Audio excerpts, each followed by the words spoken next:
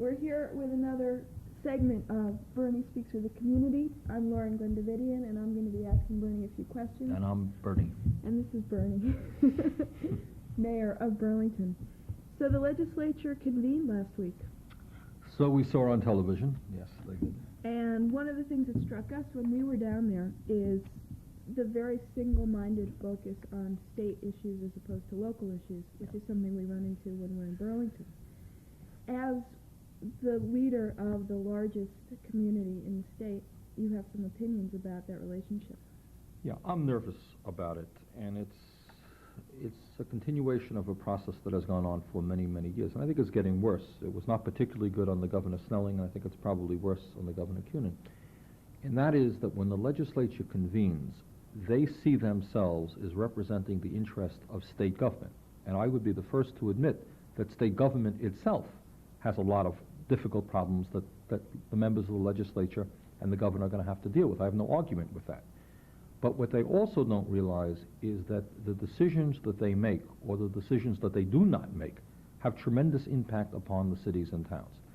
And over, I think if there's been one point that I've been trying to make for the last many, many years, is despite all the myths about Vermont being a state which has grassroots democracy in town meetings, most of that is really mythology. The truth is that the cities and towns have very little power, that basically all of the power rests with state government, and we really don't have the flexibility or the freedom to come up with good solutions to the problems that we have. And furthermore, that compared to many of the other states around the country, Vermont pays very little attention to the problems of the cities and towns. For example, I was just reading in the paper a couple of days ago, in New Jersey right now, the legislature is debating, along with the governor there, a methodology as to how they can replace, or at least partially replace, the loss of revenue sharing. Okay, all over America, cities and towns have lost revenue sharing, which was instituted back in the 70s by President Nixon, which basically directly funded local concerns, local government, directly from Washington. And Reagan has ended that program. In Vermont, we're going to lose about $13 million in revenue sharing for all the cities and towns. Every city and town receives some money. Burlington, of course, being the largest city, received more, but other communities received $60,000, which meant that was how they funded their snow plowing, for example, or their equipment needs for their fire department, or a variety of needs. It was a significant part of everybody's budget, including Burlington. Well, it's ended, finished, complete, gone. What does the Vermont State Legislature intend to do to replace that, to help us replace it? Zero. There's no discussion. Nothing will happen. And I think I could point out 10 different areas where basically what they're saying is, you've got the property tax. We're not going to give you, although of course now, and I want to get into it, there is obviously some more discussions now of various alternatives. But essentially, the cities and towns are basically powerless in this state of Vermont. They don't have the options. They're not getting the type of help they need from the state government. And the federal cuts are making a bad situation worse. Put on top of that the impact of state-mandated reappraisal, and you have a very bad situation. If the foundation proposal goes through that the governor is advocating, you're really talking about some very hard times, I think, for the cities and towns of Vermont. Well, isn't part of that foundation plan, part of the recommendation by the foundation plan is giving the localities a certain autonomy in terms of levying taxes? Well, there's a debate that's going on. First of all, I can go on, and believe me, in the next couple of months, I will be going on in trying to fight the foundation plan, because it's a disaster in terms of, for the local taxpayers here in Burlington and many other communities, our taxes are going to go up substantially, despite the fact that we are not a wealthy community. One of the really frustrating aspects of this whole discussion is the governor, in her wisdom, has already decided that certain communities are quote-unquote wealthy, and that's a nonsensical approach. Because you have a large tax base, because you have a downtown Burlington, or because Essex Junction has an IBM, does not make everybody in that community wealthy. There is no necessary correlation. You know what it reminds me of? You know, in countries like Brazil, you recall, the governments there pump tremendous sums of money into their downtown, into their fancy hotels, and 2 blocks away you have people literally living in tin shacks who are starving to death. Well, that's obviously not the same thing in Vermont. But the idea that because you have a tax base or a downtown or some manufacturing, that everybody in your town is automatically wealthy is an absurd proposition. Statistic after statistic shows that the people of Burlington are not wealthy. We are not a wealthy community. It just happens to be the case in terms of our ability to pay higher and higher taxes. It's a very radical proposal. I'm not afraid of radical proposals if they were sensible. But this one is a radical, nonsensical proposal, which essentially, what it will do, this is the problem that the governor has and the legislature have. The property tax stinks, and all over the state people are upset about paying more and more in property taxes, okay? That's the first problem you have. Revenue sharing, the loss of revenue sharing has made the situation even worse, okay? So how do you deal with it? Well, clearly, the answer is you need significantly more money for state aid to education. That's all. Either you raise local property taxes or you increase state aid to education. Well, if you need the money for state aid to education, it seems to me that the fair way to get it, the obvious way to get it, is for the state to begin to look at some of the sources, revenue sources that they've had for many, many years. Primarily the income tax is, to me, the one that I would look at. Some people are talking about the sales tax, various types of taxes, okay? What the governor is doing, and I think it's a very clever political move, is saying, I am not going to raise taxes. Saying, I'm not going to be the governor who raises taxes, but we're going to get the money. And you know how we're going to get the money? We're going to come up with this concept of sharing the wealth. Well, I happen to believe in sharing the wealth. Really sharing the wealth is going to upper income people, going to those people who have the money and saying, we think you should be paying more for education so all the kids in the state of Vermont get a decent shake. That's fair. I would be the first person to support this. The foundation plan is not fair. What it does is, for a variety of, in my views, faulty premises, it has decided that certain communities are quote-unquote wealthy. And therefore, all of the people, the poorest people in that community, are going to have to pay significantly higher property taxes to help out other communities. Now, are there some communities in Vermont that are wealthier than others? Of course there are, okay? But it is insane to believe that everybody in any community is rich, that everybody in another community is poor. There are wealthy people in poor communities. There are poor people in quote-unquote wealthy communities. And what you do is you look at the individual's ability to pay. That's what you look at. That's what you look at. And that, apparently, the governor chooses not to do for a variety of reasons. Politically, it's really a smooth operation, because you can go to 30 or 40 communities, take from them, and fund the rest of the communities. So, and then you don't have to, then you say to those communities, I haven't raised your taxes, I'm just taking. Well, if you want to talk about sharing wealth, then the real question, it seems to me, is to look at the income tax situation. And in the last 5 years in the state of Vermont, the wealthiest people in the state have been paying significantly less in personal income tax. Corporations have been paying less. That's where you point the finger, if you really want to be fair and if you want to share the wealth. So I think it's a pretty fraudulent proposal, and we're going to oppose it. But the last point that some of the other people will be making about this, the League of Cities and Towns, for example, very opposed to it. And their objection is, they're saying, the state of Vermont has a dozen broad-based taxes, okay? You got the income tax, you have the sales tax, the rooms and meals, the gas tax, the inheritance tax, you name it, they've got it, okay? The cities and towns have one form of taxation, the property tax. And now the state wants to move into that. The fight that we have been fighting for years is to allow us the flexibility to develop different approaches to taxation. And the governor and others have said, no, no, no, we don't want you encroaching on the state's prerogative. And now what they're doing is moving in to our area. It will be a disaster in terms of raising taxes in a number of communities for people who can't afford to pay it. It will be a disaster for the school systems of those communities. What it will mean for Burlington is the people will eventually be having to pay two sets of taxes. One property tax will go to the state, and the next property tax will go to their own schools. The people aren't going to pay two property taxes. They can't afford it. They really can't. So they are going to stop funding adequately our own school system, which is a tragedy, because we're now beginning to make some progress on making it a good school system. In the last few years, I think we've come a long way. But they're not going to be able to fund it. They're not going to fund two sources. So you're going to see a decline in education in Burlington and other communities affected. And the last area deals with economic development. One of the reasons that mayors and boards of selectmen have been argue for development, one of the reasons is job creation. The other reason is the tax base. Remember the famous line, hey, we're going to bring in a company here and your taxes are going to be stabilized. But right now, under this scenario, a significant part of the revenue coming from new development, from development in general, is going to go to the state. So the really, probably, depending on the town, and we've done some preliminary discussions of this within the administration, in terms of education for Burlington, new development would probably bring in no money to schools. And then we have, all of the money would go out to the state, at least from the educational point of view. So in terms of the increased services that we have to provide for new development, increased traffic, infrastructural problems, sewers, electricity, everything else, probably you may end up saying, we don't want the development. It really is not worth it. Not for Burlington, not for South Burlington, not for Essex Junction. And, when we talk about the desire to create jobs, that's a pretty silly thing. So in terms of economic development, in terms of local school systems, in terms of the property tax burden becoming higher for people who can't afford to pay it, it is a disastrous proposal. And one of the things that I have been doing is speaking with representatives from South Burlington, Essex Junction, and Essex Town. And in fact, we met last week in my office, and we have representatives from the school board and the city governments. And in fact, we'll be holding a press conference tomorrow in South Burlington. Now, the only thing that I can say and give the governor credit for is that she is quite right in pointing out that we have to significantly increase state aid to education. Many school districts in this state are in desperate need of more money. She's right. How do we get that money? Do we get it in a really fair and honorable way? Do we really get it from those people who can better afford to pay? Or do we get it through a really, to me, a dishonest political approach, which may make the governor look good, but is really not a fair approach. So that's a real issue of concern to us. What did you went to the Cities and Towns, League of Cities and Towns last week? Right. Was this the issue? Yeah, under this was discussion? one of several issues.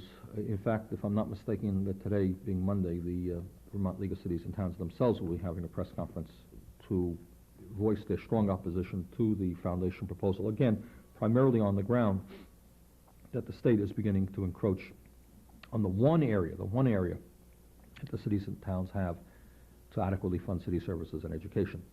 The VLCT itself has come up with a proposal, which in my view is a better proposal than the foundation proposal. I abstain from supporting it because it calls for expanding state aid to education, which is correct. Their approach was to do away with the exemptions in the sales taxes, which exist in a number of areas, such as wine, I think liquor, and soda was one. And I don't know. I think we can do better. You know, who buys soda? Your average people go out. You know, we all go out and buy a six-pack of Pepsi-Cola, and I don't know that we want to increase taxes in that area. My own feeling, we'll be coming up with something specific, is the way to go is with the progressive income tax in the state of Vermont, progressive corporate tax. Let's get those people who can afford to pay more, and many of those people have been paying less under Reagan in the last 5 years because the Vermont tax system is coupled with the federal system. So. Okay. So there are different responses all around the state to Madeline's or the foundation proposal. There are, and the opposition is going to come from a number of different areas. The conservatives will argue correctly. I'm not a conservative, but their point is well taken, is that if you believe in local control, this is a giant step forward of the state encroachment on local control. The business community will argue that if you want to stimulate economic development, you don't go into a community and say, we're going to take out a significant part of your new taxes and send it to Montpelier. Why should a community want economic development? And that's the argument you'll be hearing from many people. From my point of view, from what I consider to be the radical or the progressive point of view, we will argue that we do need to increase state aid to education. We do need to guarantee that every kid in the state of Vermont has a decent educational opportunity, but you get the revenue that you need in a progressive and fair manner, and you don't take it from elderly people or working people in the city of Burlington or in Essex Junction. They were reappraised. Our friends in Essex Junction went through a very harsh reappraisal. Their property taxes already went up. The governor wants them to go up again. That's wrong. There are ways to get increased state aid to education in a fair and equitable manner. And I want to close this discussion by making one point. One of the things that the governor says, which really irritates me quite a lot, they talk about, hey, don't worry about the regressivity of this program because we have the property tax rebate program. And as many viewers, I trust, know, the state, in fact, established under Governor Salmon back in the early 70s a property tax rebate program, which is, in fact, a good program. It means to say that if you pay above a certain percentage of your income in property taxes, the state sends you a check. They've recently expanded it, and the maximum you can get, if you're a low-income person paying high property taxes, you can get $750 back. Now, I urge all people, all listeners, all viewers, to take advantage of that program. It's a pretty simply form to fill out. It's in the state income tax folder. Do it. The irony of this whole thing, though, is the governor well knows, and his members of the legislature well know, that of all those people who are eligible for the tax rebate program, only 14% statewide apply for it. 86% of the people do not apply for it. Why? Well, there are a couple of reasons. First of all, in my feeling, my gut feeling is the state does not want to have them apply because it's money that's coming out of state government. Okay? So they go forward and they say, we have this great rebate program, but I haven't heard the TV ads, I haven't heard the PSAs on the radio, I haven't heard from the state tax department. And we talked to them last year, a program to make that rebate program simple. For example, you can, in fact, when people are paying, well, it's a long story. There are a variety of mechanisms that you can develop to make sure that more people take advantage of it. When 86% of the people do not take advantage of a program, the program is not working. State government does not want it to work. Now, you may recall during the last week I was criticized by various people. Why doesn't the city of Burlington do more to help people take advantage of the rebate program? Well, in fact, we're spending some money. We do something about it. But here you, and we should, but here you have a statewide program where the state is administering the program. It is the state's program. It is rather absurd that the state is not spending what would amount to small dollars to encourage people to take advantage of the program. The bottom line is I think the state doesn't want people to take advantage of the program because it retains the money, but it always has it there. You know, then when you argue against the program, they say, hey, don't worry, we have the rebate program, but you don't push the rebate program. You don't want people to, well, that's another story. So that's going to be a hell of a fight.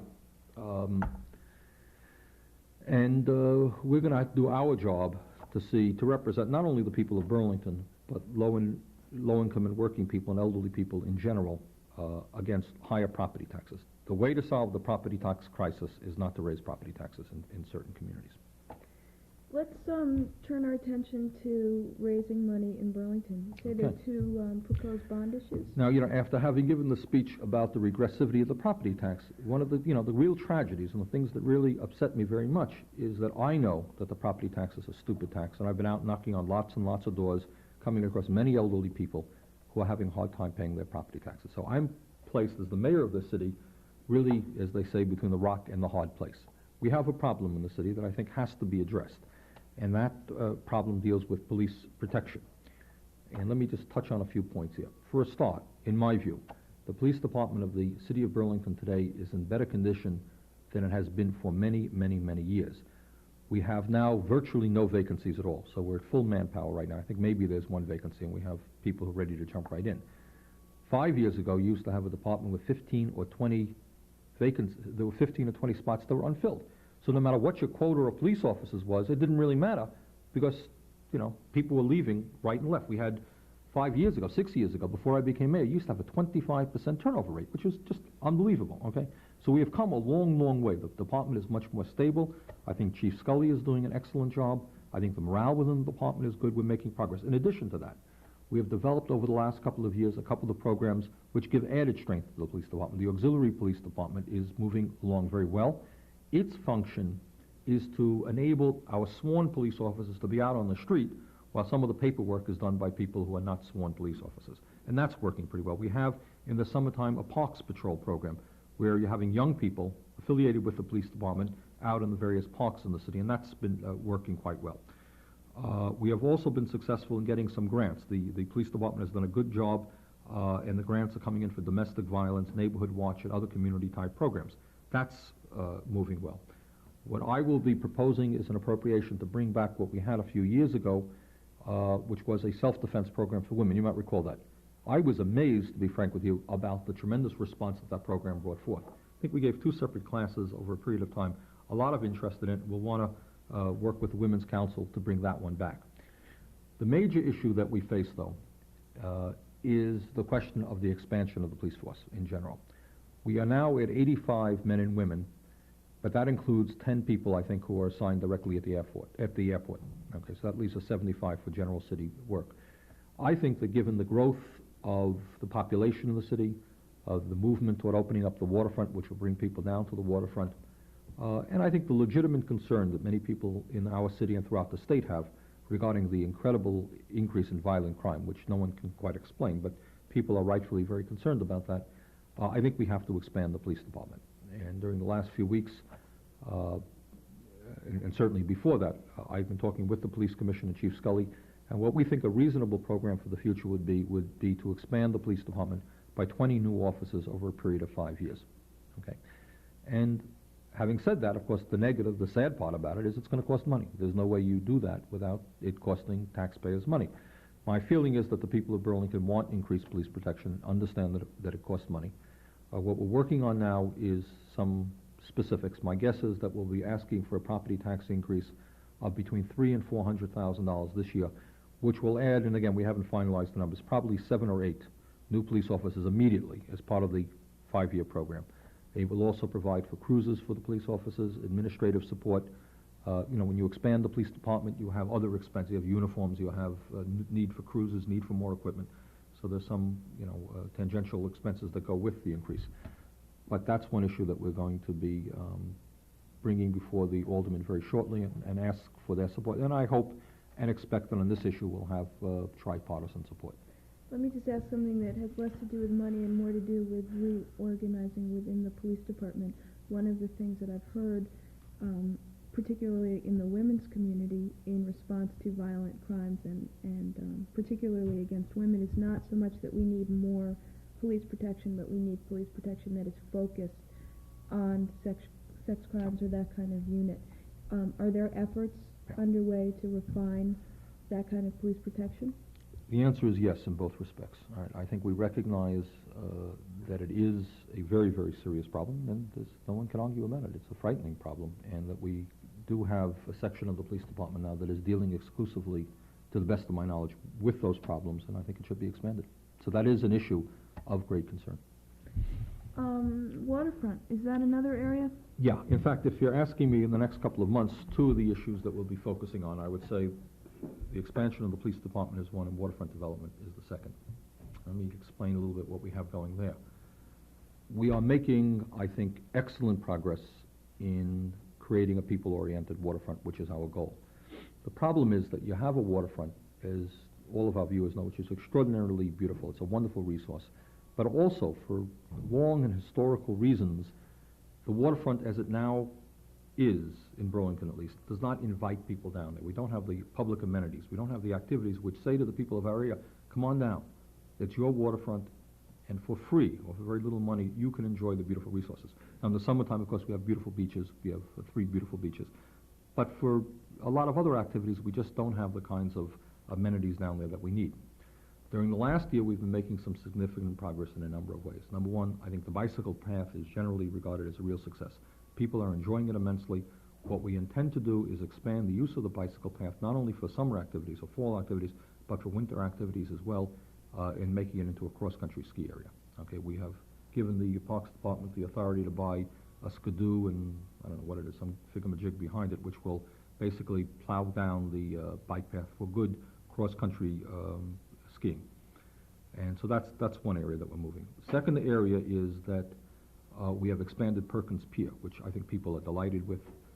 Thirdly, we have acquired the Mobil Oil property on the south end, which will be converted into a city beach. Fourthly, we have rezoned the waterfront, so we can now keep out the type of development that we don't want. So we are making some real progress within the last couple of years. What more needs to be done? Well, I think a lot needs to be done. And what, in fact, the Board of Aldermen will be talking about tonight, being Monday night, at a public hearing, a bond issue, which will allow the city the opportunity to improve the city-owned property on the waterfront. This has nothing to do with private development.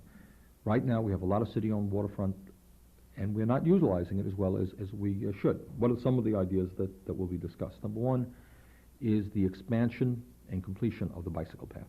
That's number one. Number two, it is generally agreed upon that we need more boat access areas in Burlington. Now, Perkins Pier is well utilized. In the summertime, we need another spot, and that spot should be, we think, near Perkins Pier, but that's another boat access area. Number three, south of Perkins Pier, there's some potential beach area and recreational area that should be opened up to the people. We want to do that. Number four, we're talking about a community boathouse concept, which would allow people to come down to the waterfront and for very, for inexpensive rates, rent a rowboat, rent a canoe, rent a paddle boat, and we don't have that right now. Right now, for boating, basically, you've got to own your own boat. A lot of people do, a lot of people don't. But if you don't own your own boat and you want to do boating on the waterfront, what do? Well, you don't do anything. So I think we want to see that, a boathouse which can be used in the wintertime for a place for people to warm up, in the summertime for boating, and we're pretty excited about that. And there's some other monies appropriated to fix up some of the, clean up some of the other areas, city-owned areas along the waterfront. So it's an exciting proposal, the goal of which is to open up Burlington's waterfront to as great a degree as we can for the people. And at this point, it looks like the bond issue will be $2.5 million, which on one hand is not cheap, that's not nothing, but on the other hand, it is not an outrageously expensive sum of money if we're talking about the incredible resource that we have there. What's What happens when you do a bond issue? How does that work? Well, basically what it is, the difference between a tax increase and a bond issue is, if your taxes go up, that means every year you're paying a certain amount more for taxes. A bond issue is usually associated not with operating expenses. For example, within the police department, we're hiring new police officers. They become part of the operating budget. We need money. A bond issue goes to a capital improvement, which means not salaries, for example, but physical construction. And it's amortized over a period of years. So let's just say you take a $2.5 million bond issue, and you agree with the bond market to the bond banks to pay it back over a 10-year period. So that means you pay back $250,000 a year in terms of principal, and then you have your interest attached on top of that. So you're paying it back piecemeal over X number of years, 10 years, 20 years, and then it's paid off, and that's it. A tax increase, everything being equal, unless taxes are lowered, stays with you forever. So A bond is a loan? A bond is basically getting approval from the people to float a bond, to borrow money to borrow money, and the bond issue enables us to pay it back.